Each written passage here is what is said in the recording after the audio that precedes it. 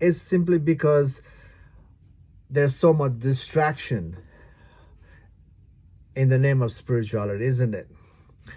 And we have conditioned ourselves so much in other spiritual uh, stuff.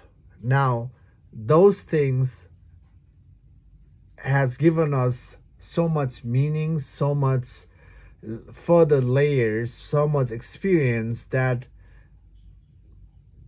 gives us the further perception that maybe, that's the way to go. So because our conditioning, we're not able to look into the simple steps. We have overlooked this path, and because of that, we are not able to bring the journey to an end. By the way, spiritual journey ends, and when it ends, then the easy living can start. Then our non-conflicting, we can make our life non-conflicting,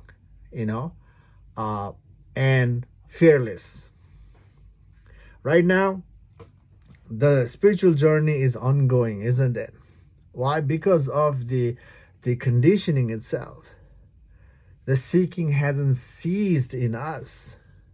We're still seeking for the freedom, for the truth, to overcome the fear, conflict that the mind creates. We're still seeking to dissolve that.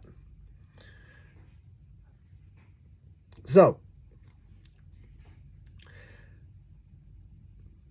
the collected credential and experience, they themselves have become the biggest blockage in our spiritual journey, especially if you have collected a lot of, gone through a lot of mystical experience.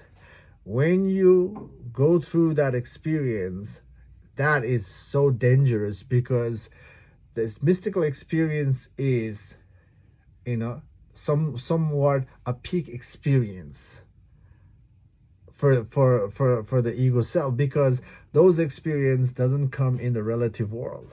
When something is extraordinary, that's what the ego self thinks, extraordinary, then we start to see that as that's the way to go. But that experience itself is coming from a lot of,